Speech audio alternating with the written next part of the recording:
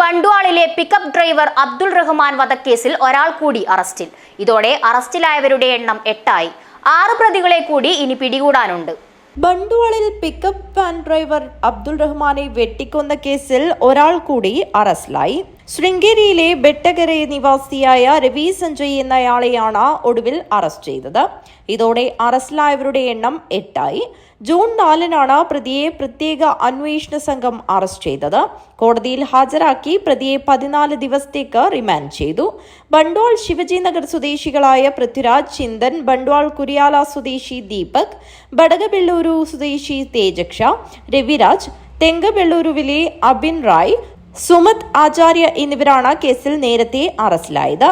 കഴിഞ്ഞ മെയ് 27 വൈകിട്ടാണ് കൊലട്ട മജലു സ്വദേശി അബ്ദുൾ റഹ്മാനെ ഇരക്കൊടിയിൽ ബൈക്കിലെത്തിയ സംഘം വെട്ടിക്കൊന്നത്. റഹ്മാനും സഹായിയായ ബലന്ദർ ഷാഫിയും പിക്കപ്പ് വാനിൽ നിന്ന് മണൽ ഇറക്കുന്നതിനിടെയായിരുന്നു ആക്രമണം.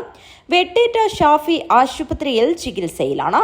പ്രതികളെ കണ്ടെത്തുന്നതിനായി ദക്ഷിണ കന്നഡ ജില്ലാ പോലീസ് ബണ്ട്വാൾ ഡെപ്യൂട്ടി പോലീസ് സൂപ്രണ്ടിന്റെ കീഴിൽ 5 സംഘങ്ങൾ രൂപീകരിച്ചിരുന്നു. News bureau, Mangaluru.